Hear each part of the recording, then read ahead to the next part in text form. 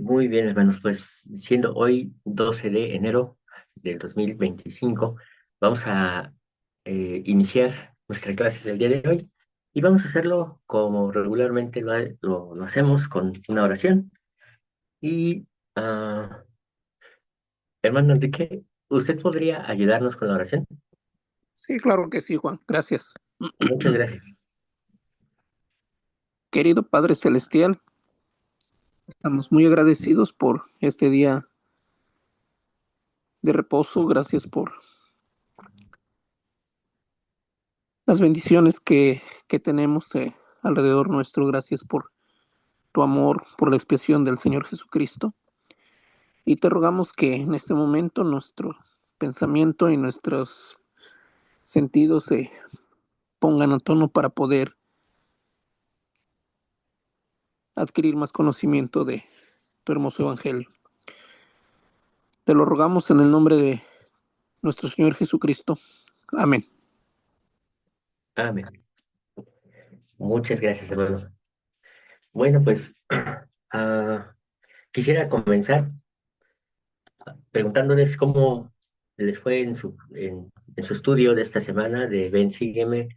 ah, si tienen alguna pregunta acerca de la clase correspondiente a esta semana.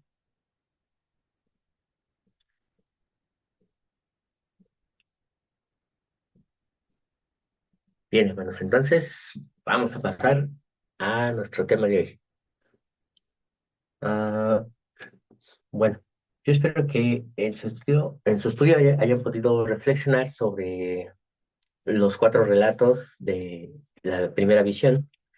Y solamente quisiera hacer énfasis en el hecho de que al decir que es la primera visión, resaltar la parte de visión, no es la presencia personal de Dios el Padre y de Jesucristo, es una visión. Y por lo tanto, no es que Dios y Jesucristo hayan bajado. Bajaron en el sentido de mirar al ser humano nuevamente, eh, y volver a abrir los cielos, ¿no? Como se hacía en tiempos antiguos, aunque en realidad los cielos pues nunca se han cerrado. Siempre Dios ha manifestado su poder y su benevolencia a todo ser humano que ha venido a esta tierra. Entonces, más allá de decir que abrió los cielos es simplemente volver a la senda antigua, es decir, a las formas en las que Dios se manifestaba desde los días más remotos, a través de sueños, visiones, eh, de manifestaciones espirituales, milagros, etcétera. Entonces, eso es lo que viene a constituir la restauración, es el inicio. No obstante, eh, hay muchas cosas todavía que entender. Y quizá la más importante la vimos en la clase pasada, que por cierto todavía no la he subido al canal. eh, Écheme un mensajito, ¿no? Para que me acuerde de subir las clases. Ah,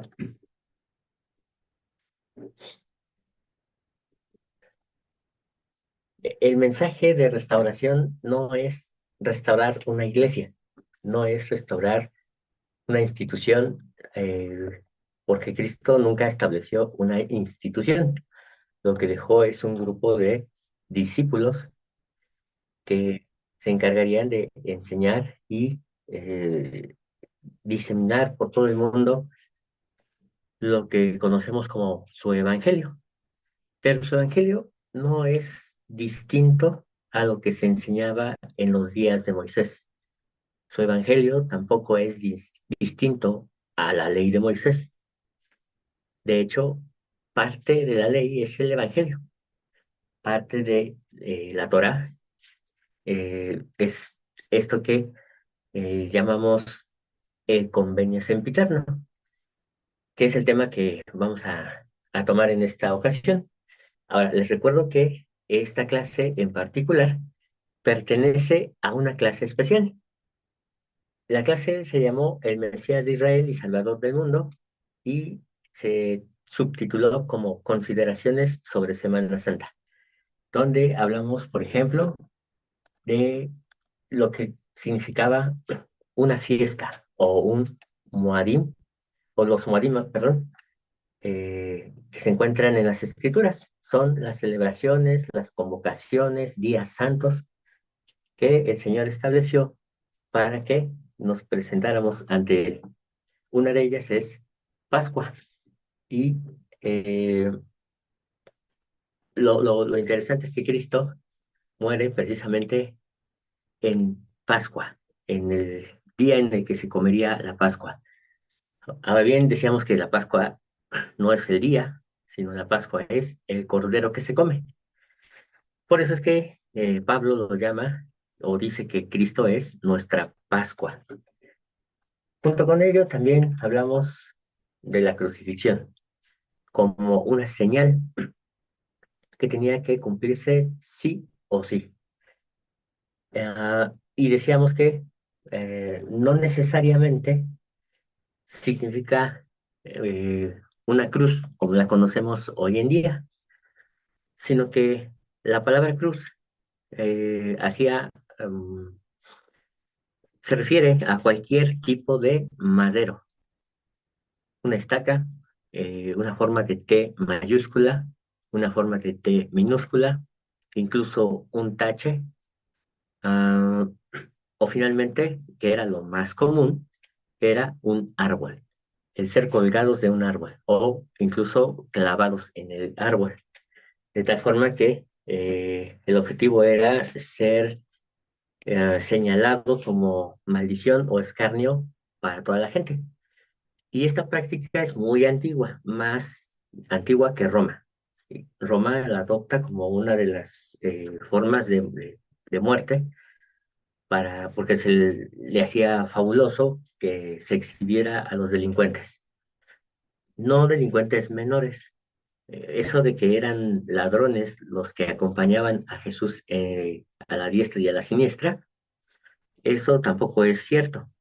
Se tratan de delincuentes mayores, personas que se sublevaron contra Roma y representaban un peligro para el gobierno de Roma. Entonces, eh, no eran malhechores de índole menor.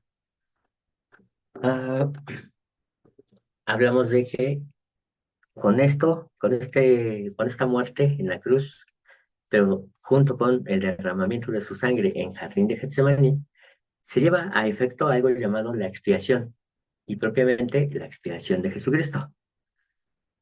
Decíamos que algo importante es recordar que la expiación de Jesucristo hace referencia al día de la expiación, que también es otro de los Moed, pero ¿cuál es el detalle aquí? Que como Cristo muere en Pascua, no muere en Yom Kippur o el día de la expiación. ¿Cómo se explica esto? Pues entonces les invito a que puedan repasar esas lecciones de por qué muere en Pascua y no muere en Yom Kippur. Finalmente, Yom Kippur es una celebración de otoño. ¿Qué quiere decir eso? Que es una celebración que apenas está por cumplirse. Desde mi punto de vista, creo que ya está en efecto. Y el tema final en el que nos hemos alargado casi prácticamente desde abril del año pasado hasta diciembre y ahora enero, es este tema, el tema del nuevo pacto, la verdad sobre la Santa Cena. Ah, y bueno, tenemos varios subtemas que hemos estado repasando, qué es el nuevo pacto, si realmente es nuevo, y finalmente, hermanos, pues para no alargar esta parte, hemos entonces concluido que el nuevo pacto, así es como aparece en la versión Reina Valera, en que en realidad es una palabra que se pronuncia como Hadasha, el Brit Hadasha, y la palabra Hadasha se puede usar como restaurar, como nuevo, como hacer que algo sea como estaba, Entonces, lo que Cristo vino a hacer es restaurar un pacto antiguo. Él no trajo un nuevo pacto. Él vino a restaurar un pacto que ya existía. Y, a ver, hermanos, ayúdenme. Entonces, ¿qué pacto restauró Jesucristo?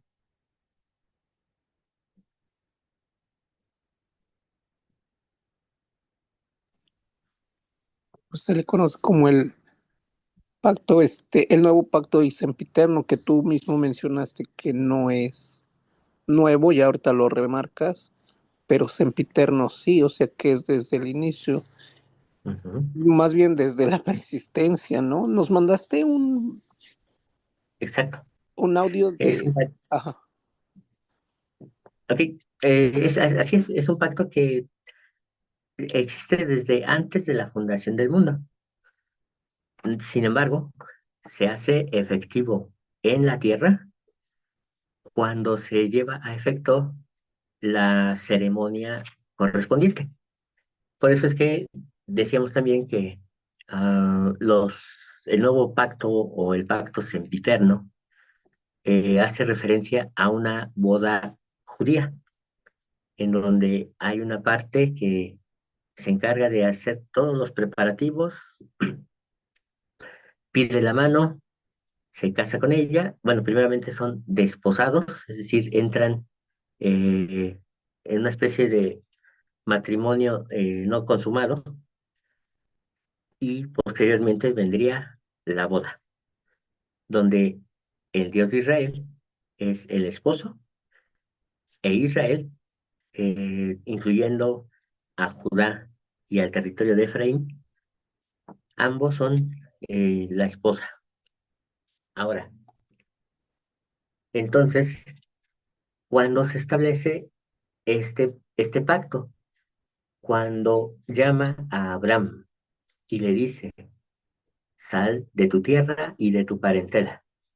En la clase pasada decíamos que la expresión utilizada es Let leja, y Let leja en hebreo significa sal de ti mismo, que yo te llevaré a una tierra que no conoces, una tierra que fluye leche y miel. Ahí eh, te daré una descendencia que no podrás ni contar.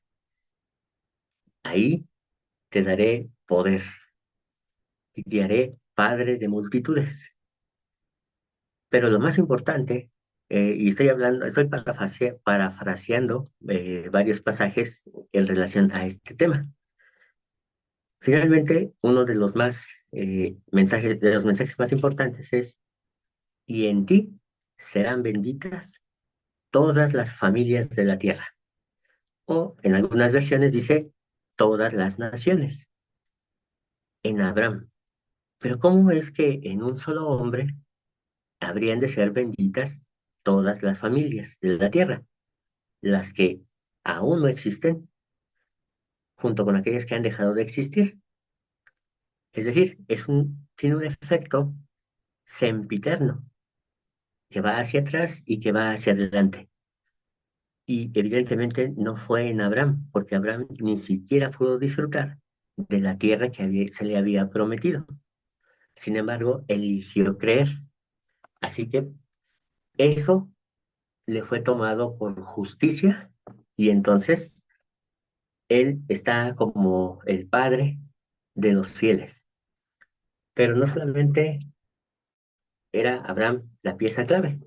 La pieza clave también se encontraba en un linaje, el linaje del cual hemos hablado y que pertenece a la casa de Judá, en donde nace David. David que se establece como el rey que unificaría a toda la nación de Israel y de un descendiente de David, que era descendiente evidentemente de Abraham, nacería uno sobre el cual descansaría todo consejo, todo principado, toda potestad, y su reino sería eterno. Cuando nace Salomón, se pensaría que él sería Sin embargo, Salomón no logró los propósitos que Dios tenía para él. Y en lugar de mantener su reino para siempre, lo divide. Y justo en ese momento de dividir el reino, es la garantía de que no se cumpliría la promesa en aquellos días. Se levantan profetas como Isaías, Ezequiel, Jeremías, donde empiezan a hacer énfasis en el Salvador, en decirle al pueblo, tu Dios reina. Y notemos esa frase, hermanos, tu Dios reina. No reina el hombre, sino el Dios de Israel.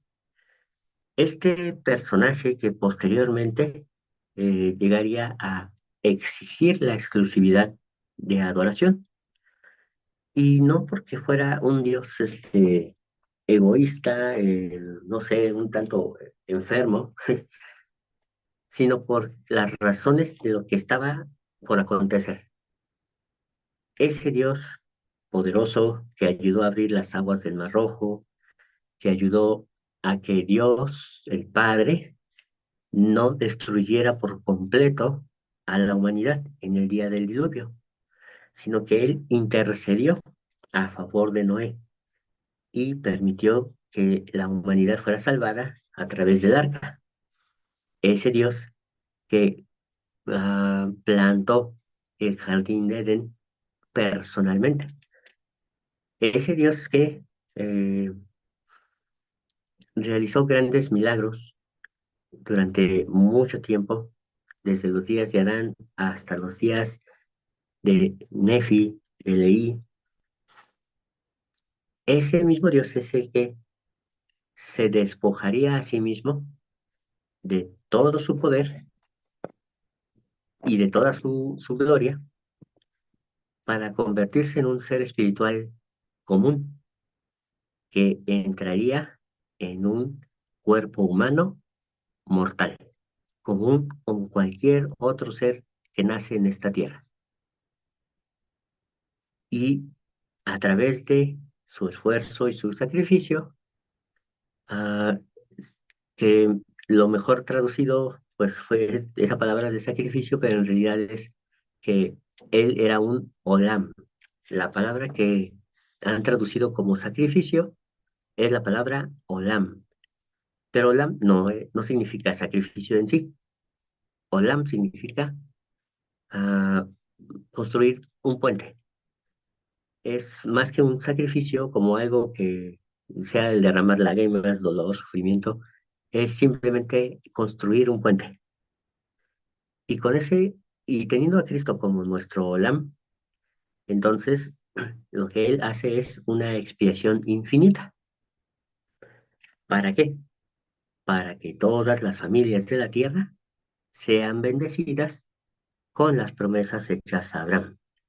Pero solo hay una condición y no hay forma de revocarla. La condición es hacer un pacto personal, un convenio personal con el Dios de Israel. Si alguien no quiere hacer ese convenio, está bien, no es obligatorio. Solo debe de saber que no tendrá las garantías de esa expiación. De ahí la importancia de llevar estas cosas a todo el mundo, que todo el mundo sepa que existe esa posibilidad de hacer pacto con el Dios de Israel personalmente. Y obviamente esto significa ah, hacer lo que hizo José, acudir individual y personalmente a Dios. No porque Dios se nos vaya a aparecer y nos diga que nuestros pecados son perdonados. Eso tal vez suceda más adelante, pero sí para decirle, quiero hacer un convenio contigo. Quiero que tú me bendigas como bendeciste o bendijiste a nuestro padre Abraham, con las bendiciones del cielo, de la tierra y del abismo. Quiero que formar parte de esa familia que tú estás armando. Quiero ser un elegido por ti. Y entonces, una vez que de manera individual aceptamos ese convenio, entramos en una especie de eh, relación matrimonial, donde obviamente de lo que tenemos que cuidarnos es de la infidelidad. Serle fiel al Dios de Israel es la razón por la cual tomamos la Santa Cena, no para quitar pecados, no para decirle, bueno, con esto ya me lavo y mi conciencia queda tranquila. La Santa Cena es para recordarnos que hay un esposo que nos está, bueno, al cual estamos esperando y que regresará a reclamar a su esposa. Todo esto va acompañado de múltiples doctrinas, como la dispersión y el recogimiento de Israel, el sacerdocio, el cual era levítico en los días de Moisés y así continuó hasta los días de Jesús, pero Jesús restaura el sacerdocio de Melquisedec, lo cual lo constituye a él como el sumo sacerdote de, del sacerdocio mayor. ¿Y esto qué significa? Que siendo sumo sacerdote, él tiene derecho a entrar al lugar santísimo en el día de la expiación. Pero, dado que él muere, resucita, entonces, en lugar de entrar al lugar santísimo del templo, él entra al lugar santísimo real y se sienta a la diestra del Padre. Sentarse a la diestra, pues significa simplemente el lugar de honor. Es el lugar que él se merecía por haber hecho esto. Parecería algo simple,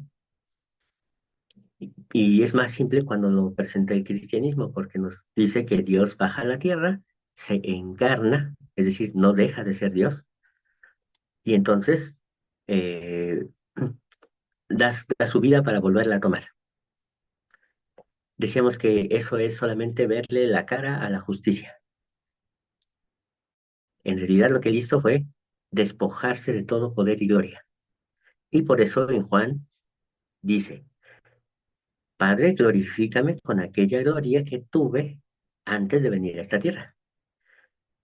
Esa gloria que, en efecto, tenía y le pertenecía al Dios de Israel. No existe otro ser que estuviera dispuesto a hacer esto, someterse a la vida humana, someterse al trabajo y al sufrimiento humano, y más allá de eso, ser humillado por su propia parentela, y me refiero a su pueblo.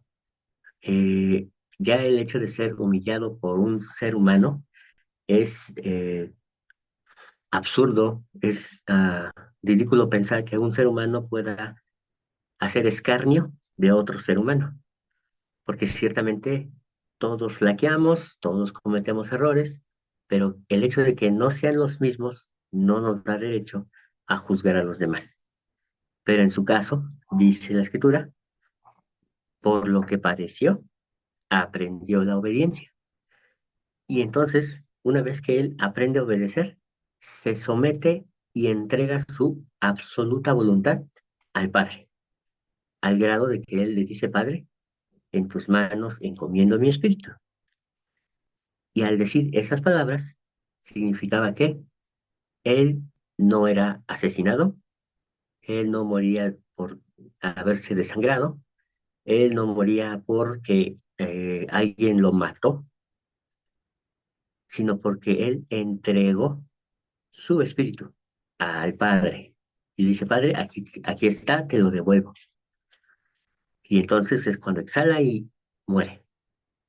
Pero por la gracia del Padre, Él se levanta al tercer día de entre los muertos. Ahora, ¿por qué menciono todo esto, hermanos? Porque con esto el Israel disperso puede volver ahora. Ese Israel que se dispersó entre las naciones, que ahora está en todas las familias de la tierra, entonces puede hacer que su descendencia pertenezca a la descendencia de Abraham. Pero, ¿qué garantía tenemos de que esto es verdad? ¿Cómo podemos saber que en efecto los hijos de Abraham, los- o más bien su genética, sus genes, que ya están esparcidos entre todas las naciones, pueden tener ese derecho? Si mis hijos realmente existe algo que los pueda avalar como herederos de Abraham. Y al ser herederos de Abraham, entonces se convierten en herederos de esa promesa. Todo lo que Abraham se le prometió recae en los hijos de Abraham. Y para ello, hermanos, ah, hay una palabra. Durante mucho tiempo yo no estaba muy de acuerdo con esa expresión, la palabra testamento. ¿Por qué? Porque la palabra testamento implica la muerte del testador, y eso significa que Dios tendría que estar muerto, tendría que eh, hacer precisamente que Dios mismo bajara a esta tierra y muriera, pero que no resucitara, o sea, que permaneciera muerto. De tal forma que la única manera de hacer esto posible, cumpliendo la justicia, sin robarle ni un ápice a la justicia, era precisamente a través de un intercesor. Y ese intercesor, mediador o puente es aquel que hace posible que el testamento pueda entrar en vigencia justo en el momento en que el padre le puede heredar en vida. Pero como él muere en esta tierra, para que él pueda heredar en vida, lo levanta de entre los muertos. Y una vez levantado de entre los muertos, la primera cosa que le da es o le devuelve, es su gloria. Lo sienta a su diestra y entonces le escucha. Le escucha porque él ahora intercede por cada uno de nosotros de manera individual y personal. Así que, en cierta forma, podemos decir que sí, tenemos nuestro Jesús personal, como dice la canción, y le hereda todas esas promesas que le fueron hechas a Abraham. Por lo tanto, sí hay un testamento, sin que Dios tenga que morir. Y entonces dice testamento, dice de latín testis, o sea, testigo. Verbo testari, que es dar testimonio o actuar como testigo. Técnicamente Jesucristo, técnicamente Jesucristo es testigo. Él es un testigo en el momento en el que Él también intercede por nosotros. Él sabe lo que es ser humano, lo que implica tener hambre, sed, cansancio, fatiga, deseos, necesidades, etcétera, y testifica de esas cosas ante el Padre. Pero también sabe lo que es ser un poderoso, uno de los Elohim, con vida eterna, con exaltación, con poder y majestad, y siendo testigo de ellas, entonces puede interceder por las nuestras. Mentum, que significa medio o instrumento. El origen es trestis, perdón, que se refiere a un tercer elemento en medio de dos partes y se deriva de la raíz trei, numeral 3, pero cuya interpretación es estar en pie, erguirse o establecerse. Entonces, vemos ahí como en el origen de esta palabra, que es latina, ya está prefigurada la presencia de Cristo. Eh, Nos dice que la segunda parte de la palabra, mentum, y finalmente la primera, que hace referencia al trei, que es el número 3, pero que dice por interpretación, es decir, durante todo el tiempo que se usó esa palabra, se hablaba de alguien que era un tercero, que estaba de pie o que era testigo, y al mismo tiempo era un medio, el instrumento por el cual se llevaban a efecto los testimonios. De esta manera podemos decir que un testamento es un instrumento que se establece como testigo entre las causas y que jurídicamente posee un valor intrínseco, ya por naturaleza, que corresponde a un objeto por razón de su naturaleza y no por su relación con otro. Es decir, por sí mismo tiene valor. Para traducir el vocablo griego di, diateque, que significa ordenamiento, derivado de un pacto o alianza ante testigos.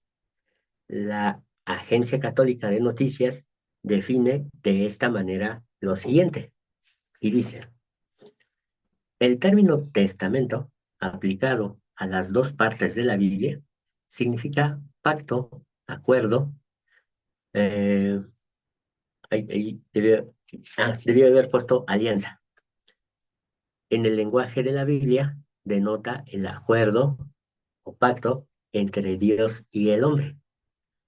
El hombre accedió a hacer ciertas cosas y Dios a cambio prometió ciertas bendiciones.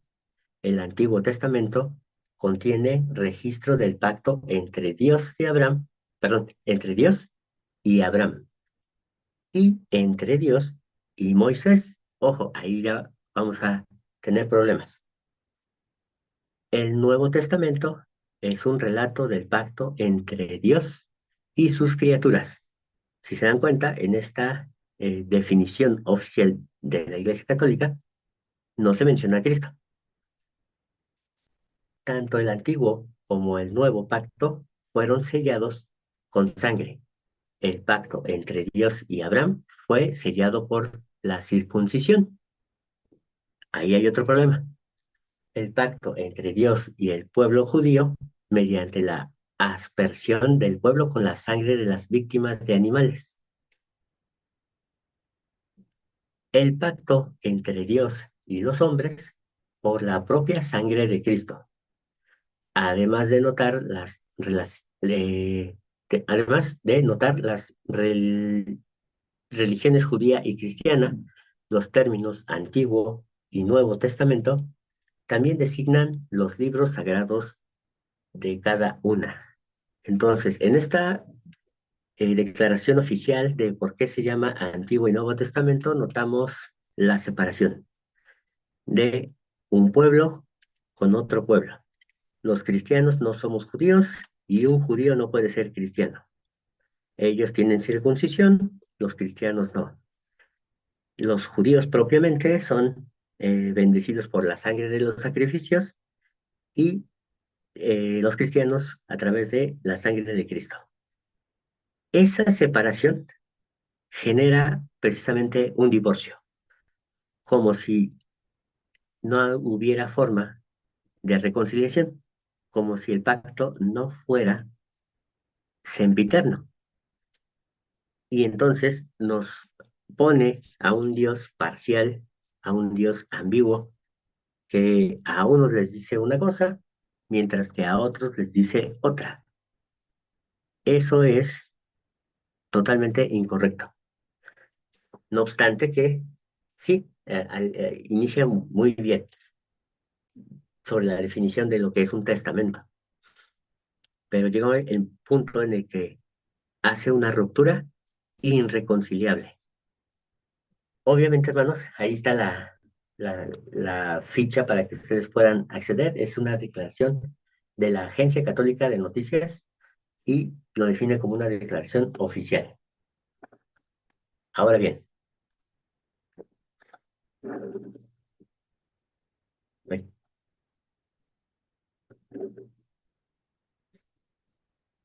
Antiguo Testamento es Nuevo Testamento. El libro de Mormón es, y diríamos, otro testamento. Y yo no estaba de acuerdo. No me gustaba ese título de otro testamento. Pero a través de este estudio me doy cuenta de que no hay mejor nombre. Incluso podríamos quitarle el título de Libro de Mormón y dejarlo simplemente como otro testamento de Jesucristo. Pero se me va a acabar el tiempo. Nos quedan 2 minutos. No sé si alguien tenga alguna pregunta, algo que quieran decir en este momento.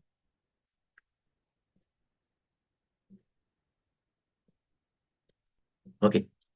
Bueno, nos vamos acercando, hermanos, a descubrir por qué el convenio sempiterno es el Libro de Mormón. Ok, entonces vamos a continuar. Voy a cerrar la sesión y abrir la siguiente.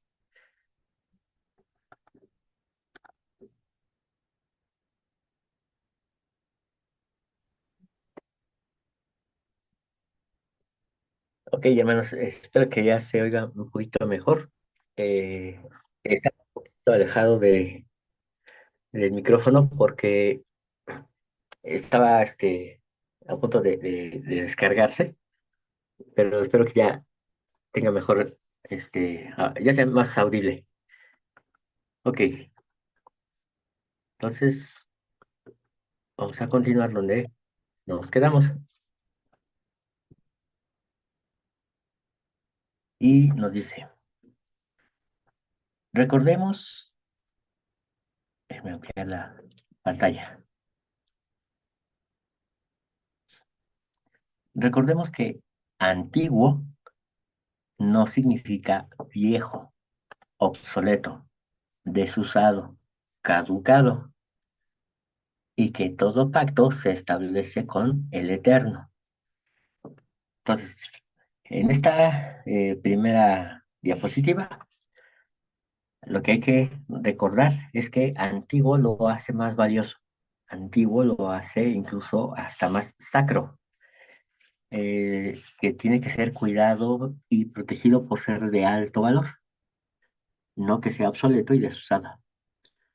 No es lo mismo decir el viejo o el obsoleto testamento o el caducado testamento. Antiguo, es algo que lo hace de mayor valor. Antiguo como un buen vino, antiguo como un auto del siglo, de inicios bueno, más bien de finales del siglo XIX. Ah, eso lo constituye en algo especial.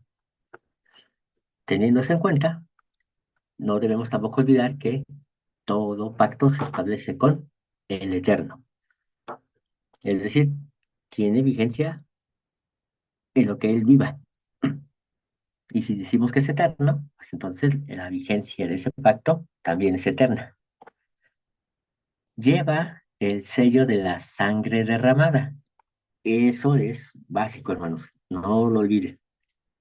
Por eso, desde tiempos muy remotos, las celebraciones eran acompañadas y selladas con vino, a semejanza de la sangre de quienes eran los anfitriones. Entre los judíos surgió un memorial de tipo solemne que incluía vino como cosa fermentada, es decir, antigua, en una reunión que no era una celebración, a saber, el Seder de Pesha, o sea, de Pascua, el cual era en memoria de la sangre de los corderos que hicieron que el ángel destructor pasara sobre los hogares de los que tenían la marca y permitía que el Espíritu del Señor entrara a cenar con los que tenían la señal en los marcos de las puertas. Esta parte del vino no se encuentra en las Escrituras, Si ustedes la buscan en qué momento el Señor les manda a beber una copa de vino, no la vamos a encontrar. Fue algo que se implementó posteriormente porque se hacía memoria de esto, de que la libertad les costó la sangre de los justos, en este caso los corderos. Pero no olvidemos que cada cordero salvaba a un primogénito, al primer nacido, y cada ausencia de cordero mató a todo aquel primer nacido. Entonces, ese fue el costo por el cual obtuvieron la libertad. Y por eso es que empezó a implementarse a manera de tradición el hecho de beber una copa en el ceder de Pascua. El ceder de Pascua no necesariamente es la Pascua misma, puede ser un día antes, puede ser un día después. La Pascua, no olviden, era una reunión 100% familiar, no con los discípulos, no con los amigos, pero podía haber un previo, un día antes o un posterior, en el cual ahí sí se reunían los amigos, los discípulos y celebraban su propia Pascua. Pero esto es emblemático porque dice aquí, el vino llegó a constituir parte de la liturgia del tabernáculo y del templo, como es Números 15:5. Pero también llegó a representar el don de Dios, que da la abundancia, la alegría, la santidad y la vida misma. De ahí que el Mesías diera la parábola del vino nuevo y viejo y sellara el nuevo pacto, que recuerden, no es nuevo, es el pacto sempiterno, con su sangre, donde él, tomando la copa, dijo, esto es en memoria de mi sangre. Entonces, aquí esto adquiere sentido, el por qué hace esa declaración, porque la copa se bebía en memoria de los corderos y de los niños muertos. Ahora, bueno, no niños, sino de los primogénitos, perdón. Ahora él dice, esto es en memoria de mi sangre. Aunque Melquisedec ya tenía el pan y el vino como emblemas de la providencia divina, poco tiempo después del diluvio, es decir, ya el vino tenía ese significado desde los días de Melquisedec. No obstante, eh, es en El Salvador cuando se le da sentido, se le da la explicación de, ahora entendemos por qué tú eres llamado el Cordero de Dios, por qué tú tienes que padecer y derramar la sangre. Entonces, la sangre viene a ser simbolizada por el vino. Este puede ser vino nuevo y también puede ser vino viejo. El vino viejo es muy costoso, es mucho más refinado, es muy exigente, a diferencia del vino nuevo. Pero el vino nuevo es agradable al paladar. Cualquier persona puede disfrutar de él. El vino nuevo incluso puede ser disfrutado por niños pequeños, pues, ya que es jugo fresco. Y entonces dice, el libro de Mormón es, por tanto, una reserva, es decir, una prevención o una provisión, pero también una excepción o restricción de la ley común. Va de nuevo. El libro de Mormón es, por tanto, una reserva, así como los vinos, ¿no? Esto lo guardamos en la barrica y ahí que se quede. ¿Por cuánto tiempo? No lo sabemos. ¿Para qué? Para convertirse en una prevención o una provisión, pero también es una excepción. Es un vino que debió haberse bebido, pero no, ahí se va a quedar. una restricción a la ley común. ¿Por qué el movimiento de raíces hebreas indica que está mal el uso del Antiguo y Nuevo Testamento? ¿Y por qué los evangélicos y protestantes en general dicen que el Libro de Mormón es otro evangelio? Ojo, haciendo alusión a Gálatas 18:9, donde dice: mas si aún nosotros o un ángel del cielo os anunciare otro evangelio diferente del cual hemos anunciado, sea apartado como maldito. Como antes hemos dicho, también ahora lo repito: si alguno os predica diferente evangelio del cual habéis recibido, sea anatema.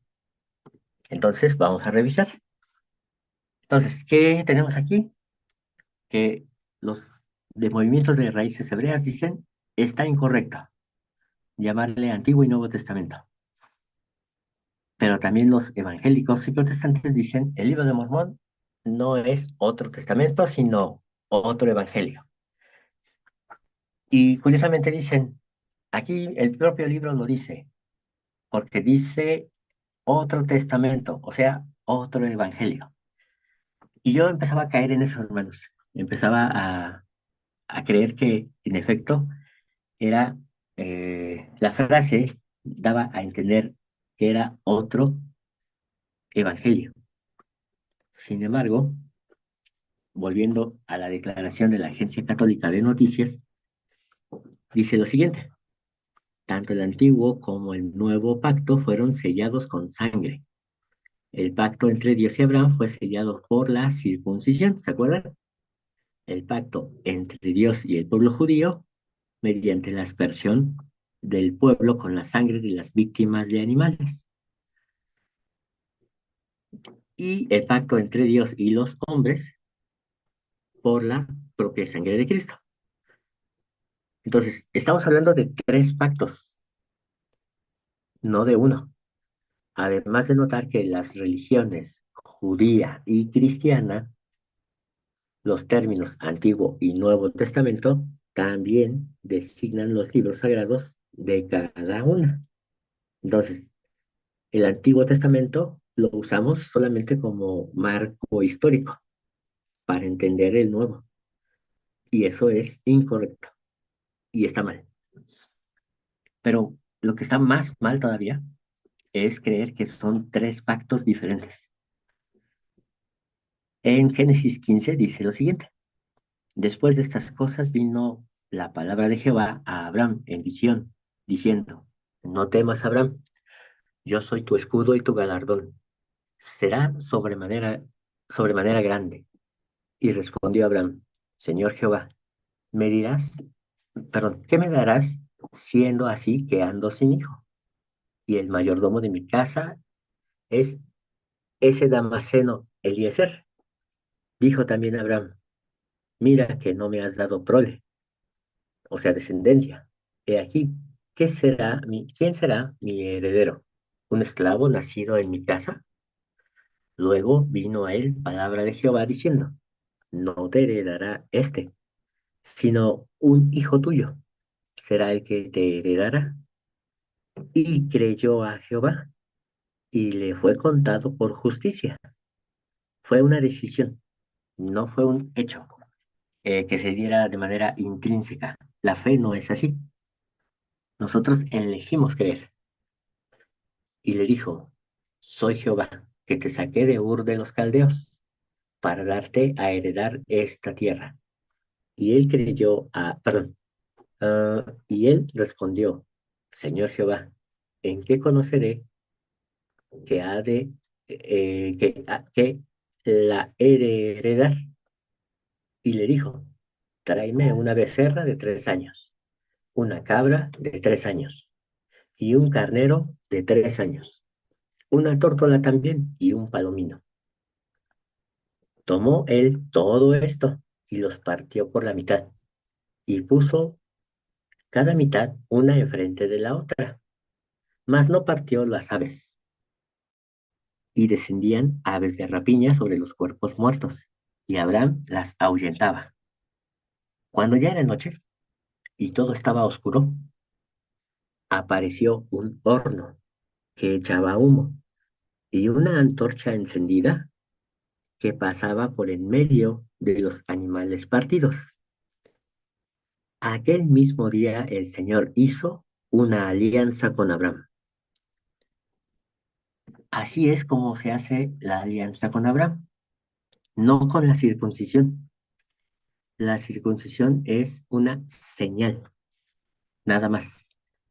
Lo que estableció el pacto fue la muerte de todos estos animales de 3 años, los 3 años que duraría el ministerio del Salvador. Hechos 6:13. Dios hizo la promesa a Abraham, no pudiendo jurar por otro mayor. Juró por sí mismo. Por eso es que Abraham no pasa en medio de estos animales, sino que lo hace únicamente Dios, porque no hay otro mayor. Porque los hombres ciertamente juran por uno mayor que ellos, y para ellos el fin de toda controversia es el juramento, para confirmación, por lo cual, queriendo Dios mostrar más abundantemente a los herederos de la promesa la inmutabilidad de su consejo, interpuso juramento, donde Jesús entró por nosotros como precursor, es decir, como alguien que entra primero para que después entremos nosotros, hecho sumo sacerdote para siempre, según el orden de Melquisedec. Ahora, hermanos, quiero que notemos cómo es que entonces Jesús recibió su sacerdocio. No lo recibió por la imposición de manos de nadie, sino por el juramento que se había hecho desde antes de la fundación del mundo, pero que se efectuó físicamente con Abraham. Y entonces no estamos hablando de dos cosas diferentes o de dos pactos distintos, ni antiguo ni nuevo, sino que es un solo pacto hecho con Abraham, pero que recae en Jesucristo, el cual entra como precursor y tiene que ser sumo sacerdote para poder entrar al lugar santísimo. Y por juramento y convenio, él recibió su sacerdocio. De la misma manera, hermanos, todo aquel que se acerca o que desea acercarse al trono de la justicia, tiene ese derecho sin necesidad de la imposición de manos. ¿Por qué? Porque es solamente un acto simbólico. No hay forma en la que alguien indigno, por el hecho de ser una criatura humana, pueda otorgar tal privilegio. Ni aún Melquisedec tenemos una historia de cómo lo recibió. Por eso es que dice que siendo sin padre, sin madre, el sacerdocio simplemente llegó a Melquisedec por convenio y juramento. ¿Alguna pregunta?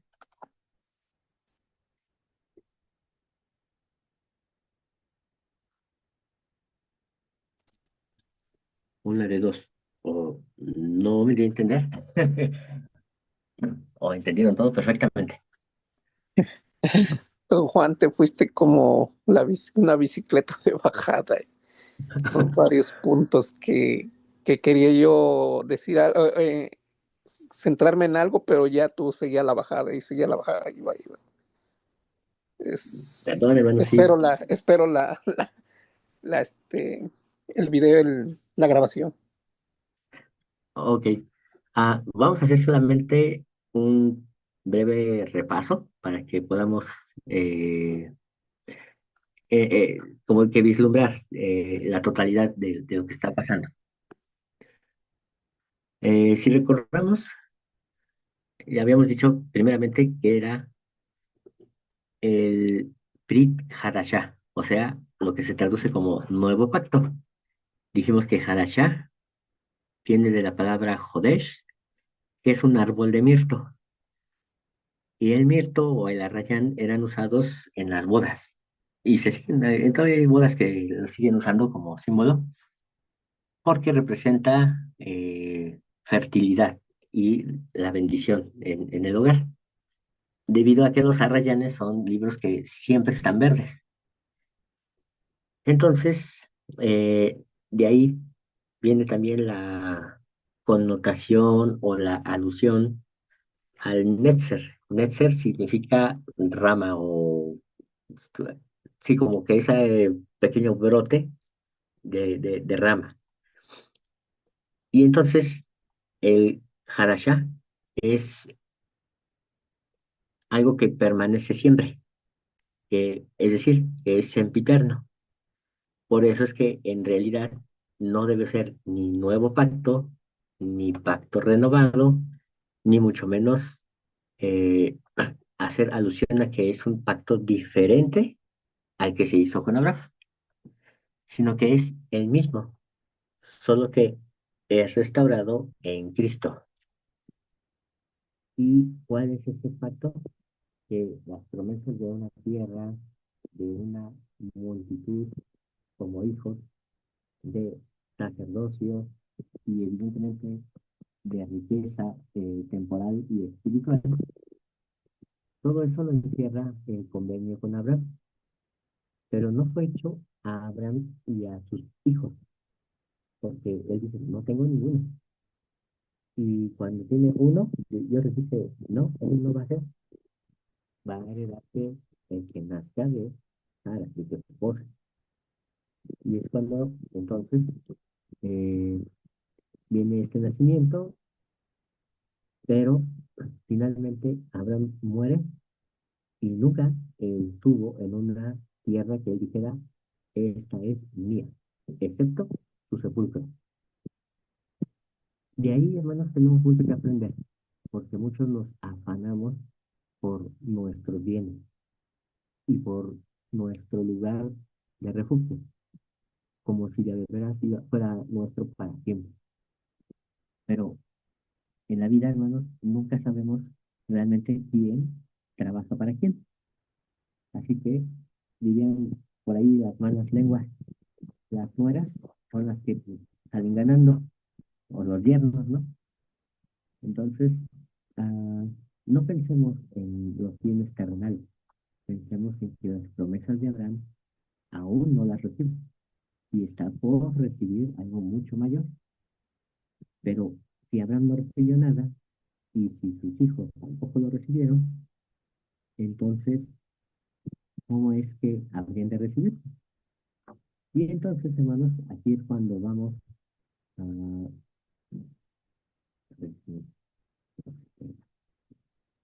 al libro de... Juan, sí, Juan, perdón, pero no se escucha bien, no sé si solo soy yo. oh, bueno, no sé, espero que se escuche un poquito mejor. ¿Alguien más lo escucha mal? Ya se escucha mejor. Ok, Ya está mejor. bien. Ok. Ah, en el libro de Primera de Corintios, el apóstol Pablo habla de Cristo como la descendencia de Abraham. Y le dice, hace énfasis en que cuando Dios le habla a Abraham, le dice en tu descendencia. Y le dice, no dijo en tus descendientes, sino en tu descendencia. ¿Y eso qué significa? Que entonces está hablando de Cristo como un hijo de Abraham, el hijo de Abraham al cual heredaría esas promesas. Y siendo así, es por eso que Abraham queda conforme, porque él dice, "Ah, ok, entonces no es a través de mi hijo literal, sino a través de uno que vendrá después. A ver si está en esta diapositiva. No, no está en esta. Bueno. Les mandaré en el chat del grupo la escritura que estoy citando de Corintios para que también la puedan tener. Pero entonces no es en los hijos de Abraham, sino en el hijo. Y ese hijo es Cristo. Por lo tanto, Cristo no es hijo de Dios y María, sino es hijo de José, que era de la casa de Judá, de María, que pertenecía a la tribu de Leví, ah, y como heredero a las promesas hechas por eh, la casa de David, a él le pertenecía el derecho al reino. Entonces, él era un hijo de Dios, es decir, un heredero al trono. Si tratamos de recordar, yo sé que a muchos nos duele esto, pero técnicamente, o más bien, la realidad es que no somos hijos de Dios, sino que llegamos a ser. Y eso es lo que enseña el Evangelio de Juan desde el primer capítulo, cuando él dice que eh, nos hace hijos, o más bien de llegar a ser. Y ni siquiera nos hace en automático, sino que podemos llegar a ser. Y llegar a ser significa estar en la posibilidad de ser reyes y reinas. Pero no podemos llegar a ser reyes y reinas, es decir, gobernar al pueblo sin poder y autoridad, por lo cual necesitamos sacerdocio. Así que primero tenemos que ser sacerdotes y sacerdotisas para después llegar a ser reyes y reinas, habiendo pasado por todos los elementos del sacerdocio.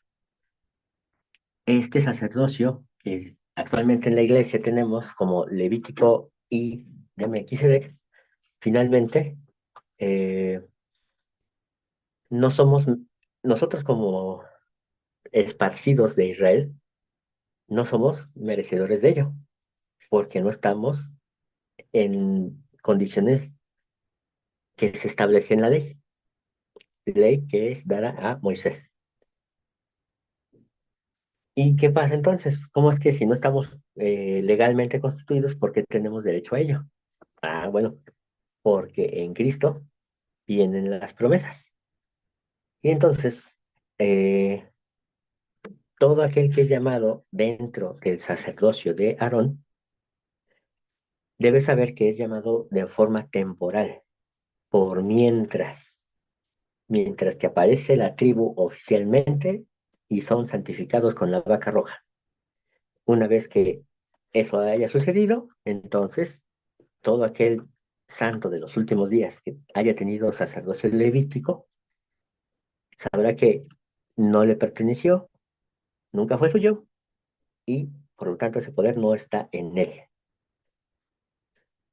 Pero el sacerdocio de Melquisedec, el cual tampoco somos dignos, solamente se recibe en el momento en que se actúa con el sacerdocio de Melquisedec, porque solamente se recibe por convenio y juramento, hecho con Abraham.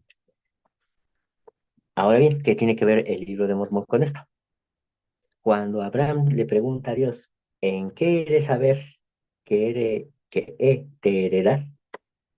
¿No ves que solamente tengo un siervo? ¿Acaso mi esclavo solamente va a heredar? Y le dice, no, vas a tener un hijo y él te va a heredar. Y es cuando entonces a su esposa le dice, bueno, pues vamos a echarle una ayudadita a Dios, porque Dios no puede hacerlo. O sea, ¿cómo crees que lo va a lograr? Y entonces le da a su sierva. Tiene un hijo y Dios le dice, no, él no te va a heredar. Pobrecito ingenuo, yo puedo hacerte hijos de las piedras, pero no, él no te va a heredar. Y entonces nace Isaac. E Isaac es el heredero, pero no recibe la promesa. Jamás recibe en vida una tierra en la que él dijera, esto es mío. Nace Jacob y peor tantito, cree que un hijo ha muerto, violan a su hija, eh, trabaja por una esposa y le dan otra, vuelve a trabajar por la esposa y entonces le exigen más trabajo. Bueno, ese somos nosotros. Esa carga que tiene Jacob es la carga que tenemos nosotros. ¿Y qué creen? Muere como extranjero en una tierra que no es la suya.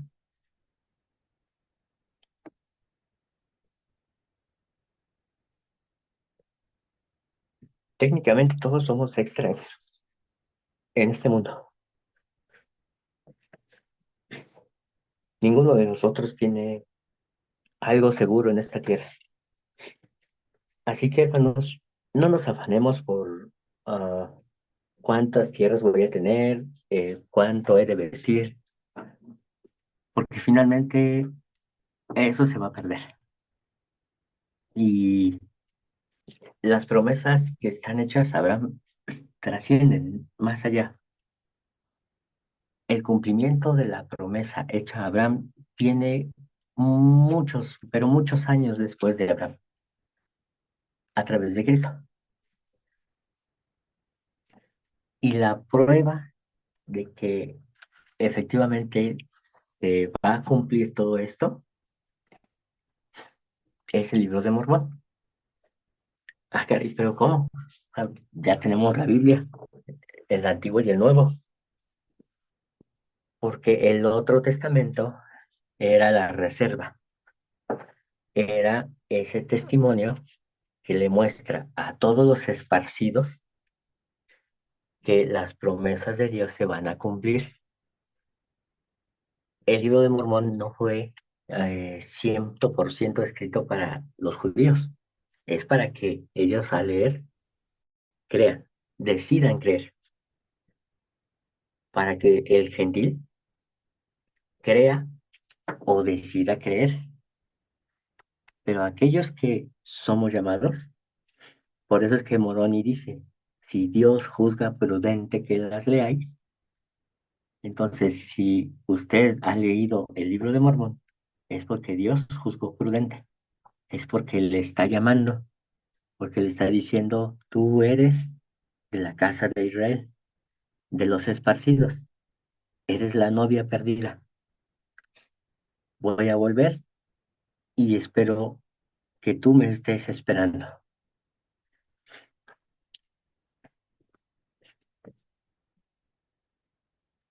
No solo se trata de tener fe en Él, se trata de la fe que Él tiene en nosotros.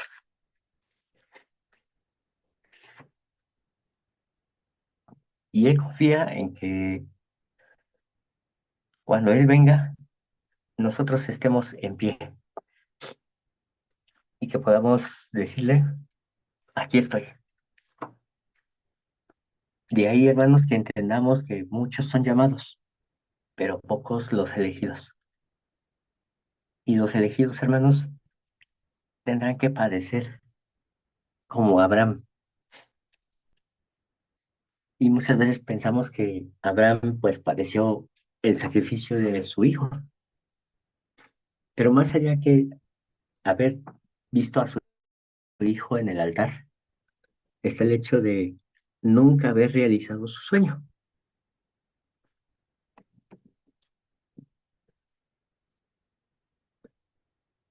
Las promesas no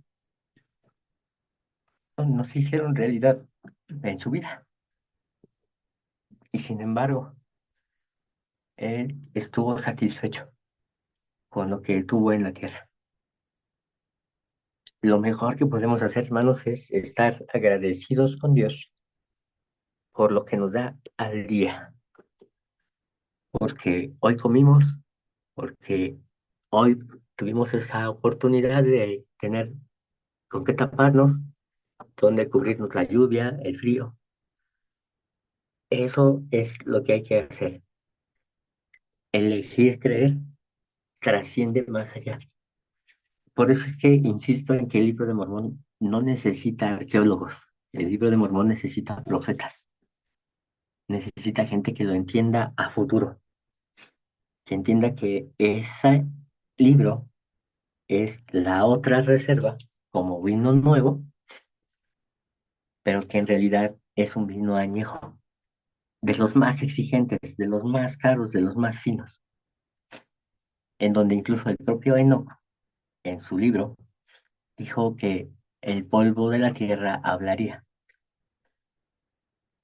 Y entonces, este libro viene a comprobarle a estos hijos perdidos de Abraham que esas promesas siguen vigentes.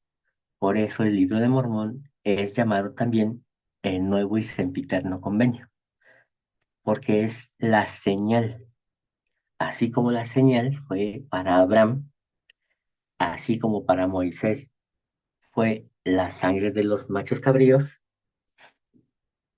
y no porque fueran diferentes pactos, sino es el mismo, solo que cambia la señal. Y entonces, para nosotros, en los últimos días, la señal es el libro, esta reserva que fue dada como otro testamento, otra, otro testigo que está en pie para interceder por nosotros y a favor de nosotros. Y hermanos, técnicamente la Santa Cena lo que hace o lo que debería de estar haciendo no es lavar nuestras conciencias, sino debería de sernos recordar todo lo que Dios ha hecho aún desde antes de la fundación del mundo. Y cuando digo Dios me refiero al Dios de Israel, al Cristo, porque ciertamente Él fue el que nos ha hecho posible el que podamos llegar a ser hijos, es decir, reyes y reinas, sacerdotes y sacerdotisas.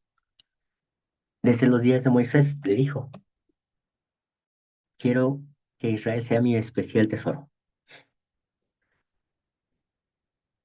Es la herencia de el Padre Eterno para Jehová. Y todo lo que Él herede, pues sí, obviamente lo vamos a heredar nosotros, porque somos de Él. Esa es la promesa. Ese es el pacto sempiterno. Es lo que deberíamos de estar recordando en la Santa Cena. Es lo que deberíamos de estar reflexionando y no creer que porque ya tomé un pequeño vasito de agua y un pequeño pedazo de pan, que por cierto es pan con levadura, eso está mal, pero bueno, ah, creer que con eso lavo mis pecados. Es como abofetear a Cristo otra vez.